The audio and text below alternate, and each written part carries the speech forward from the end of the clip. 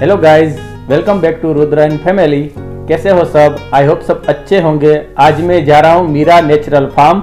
Meera natural farm Jadeja Jakhra bhai का farm है, village of Hunterpur, district Junagadh Mangrol. Jadeja Jakhra bhai बहुत ही टैलेंटेड किसान है, तो चलो मिलते हैं जाडेजा जखरा भाई से।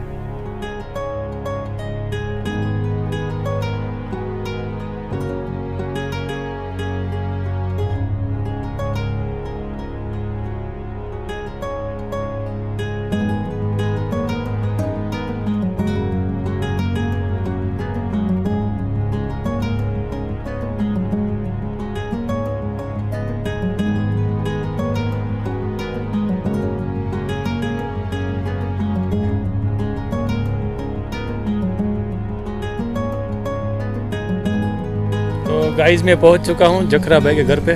जखरा भाई राजा भाई जाडेजा, विलेज हंटरपुर। जखरा भाई से बात हुई थी, जखरा भाई घर पे ही है। ये जखरा भाई का होम स्वीट होम।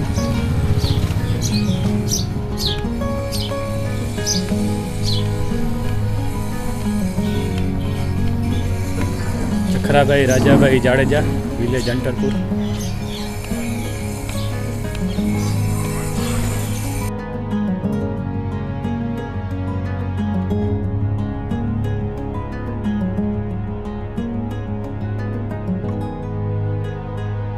कैसे हो जखरा भाई?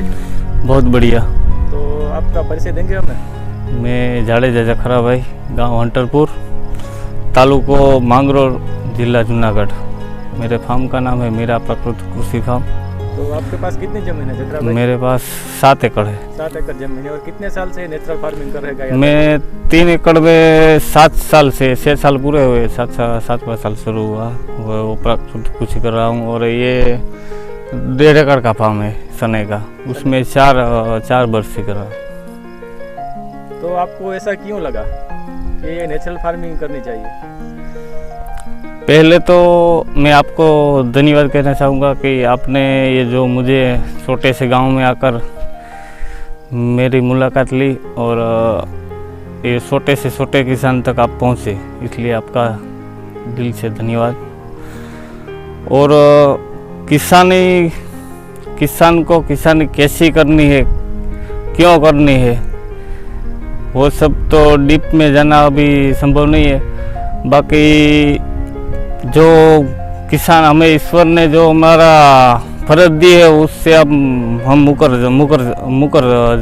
जाते हैं, क्योंकि हर सजीव का मानव सिद्ध अधिकार है कि उसको जहर मुक्त खाद्यान्न मिले।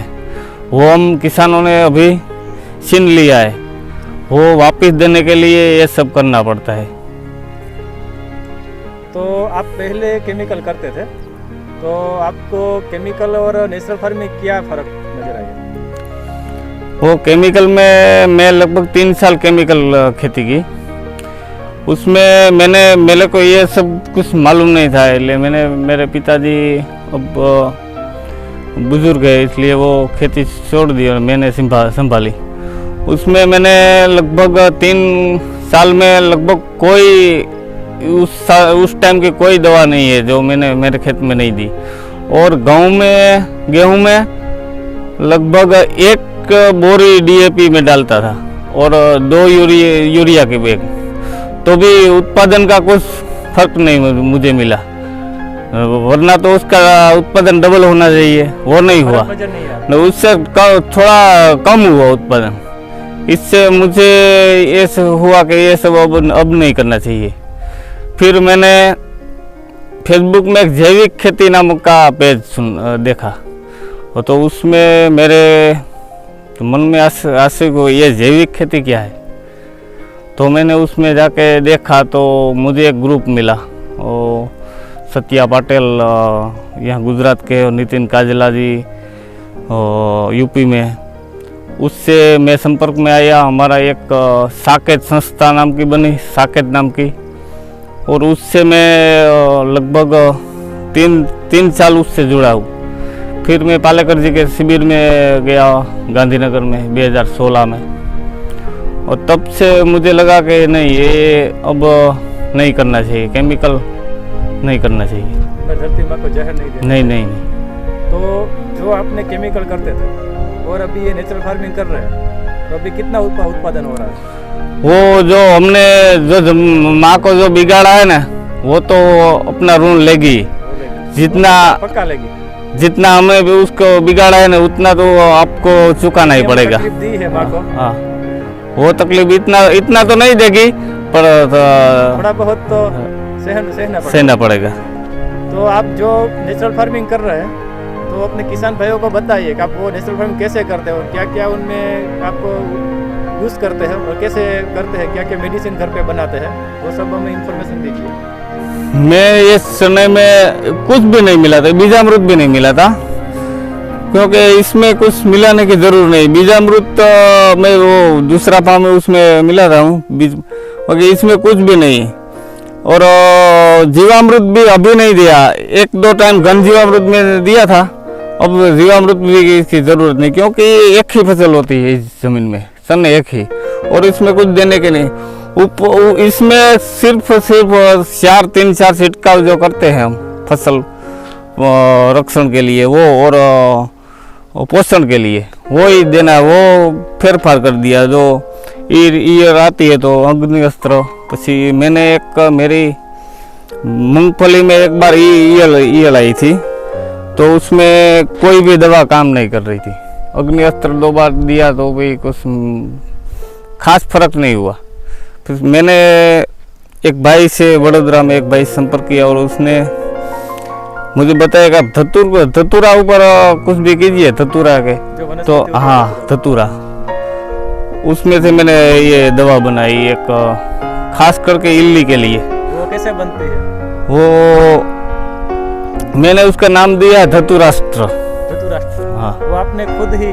मैंने, हाँ, उसमें 2 किलो आंकड़ो धतूरा, और धतूरा के जो बीज होते हैं ना, डोडवा, इसको पीस देते हैं खांडड़ी से, और 1 किलो उसका पान, और 500 ग्राम तम्बाकू, और 500 ग्राम जितने लहसुन, और 50 ग्राम हींग, उसको मैंने 12 लीटर गौमूत्र में उबाला, 2-2.5 घंटे तक उबाल के उसको 1-2 दिन रख दिया, और फिर उसके सान कर एक पप में मैंने 500 ml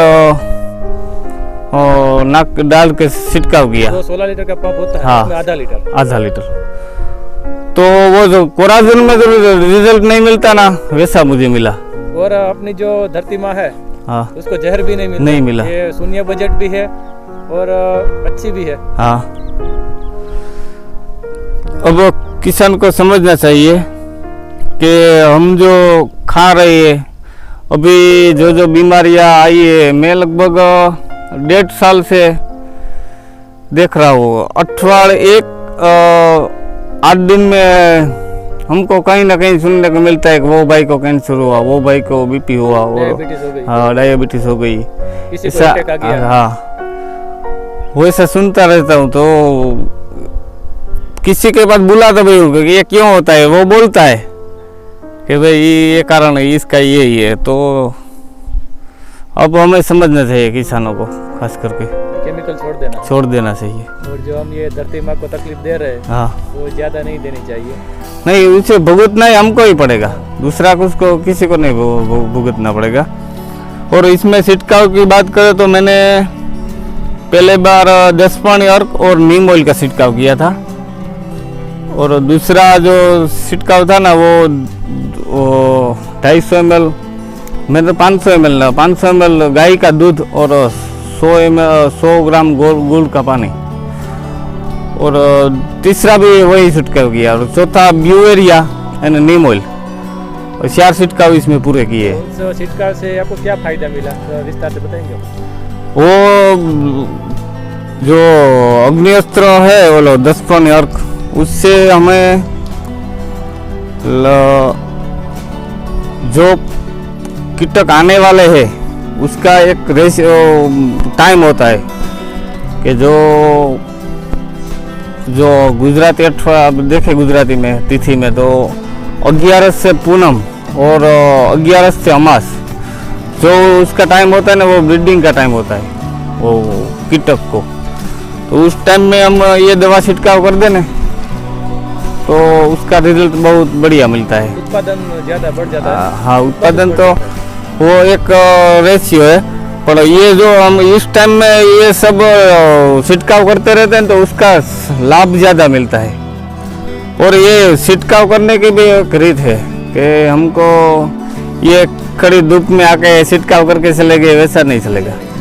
या सुबह या तो शाम को मिला तो बहुत बेस्ट है, इसका रिजल्ट अच्छा मिलता है। तो अगर धूप में छिड़काव करते हैं तो क्या इसका उसका 25% ही रिजल्ट मिलता है, क्योंकि ये सूर्य की शक्ति से वो पानी जो एब्जॉर्ब करता है ना वो नहीं कर पाता। सुबह शाम और शाम को जो करता है ना उसका ठंडी रहता है, लगभग 14 कलाक जितने आता है।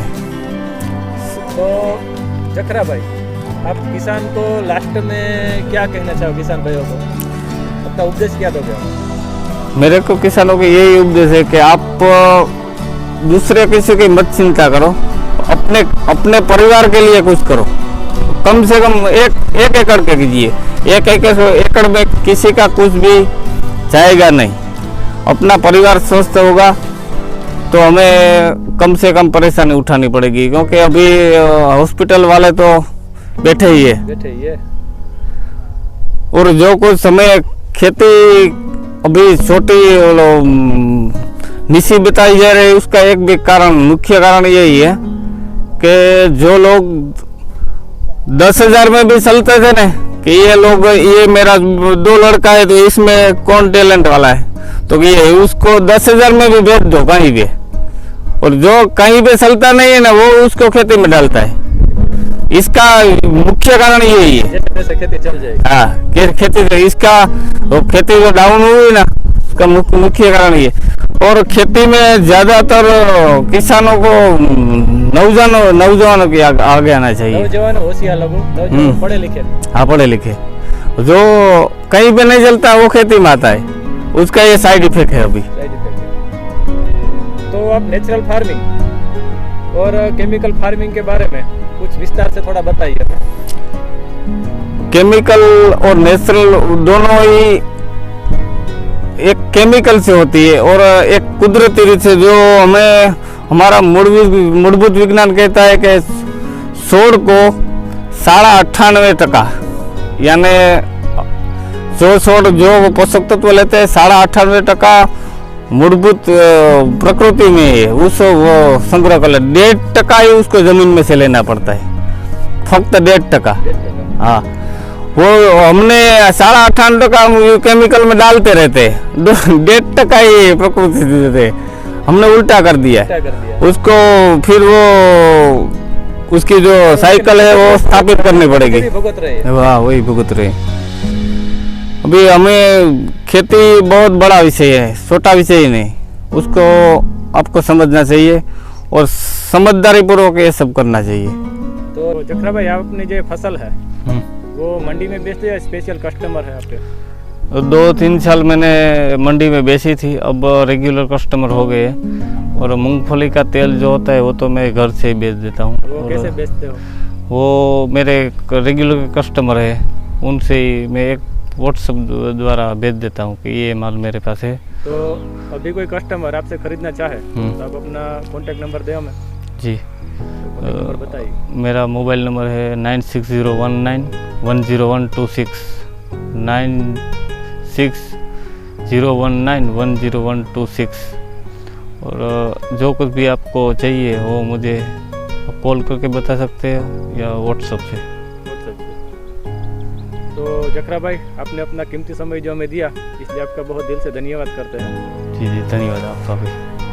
तो गाइज, मुझे जाडेजा जखरा भाई से मिलकर पर्सनली बहुत ही अच्छा लगा। जाडेजा जखरा भाई बहुत ही टैलेंटेड किसान है और मेरी किसान भाइयों को दिल से अपील है कि जो किसान नेचुरल फार्मिंग कर रहे हैं या करना चाहता है, शुरुआत करना चाहता है, वो जाडेजा जखरा भाई की एक बार मुलाकात जरूर ले।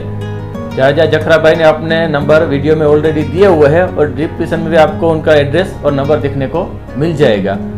तो आपको हमारा वीडियो कैसा लगता है? अगर अच्छा लगता है तो हमें लाइक कीजिए, शेयर कीजिए, कमेंट कीजिए और सब्सक्राइब करना मत भूलिए। तो मिलते हैं नेक्स्ट वीडियो में।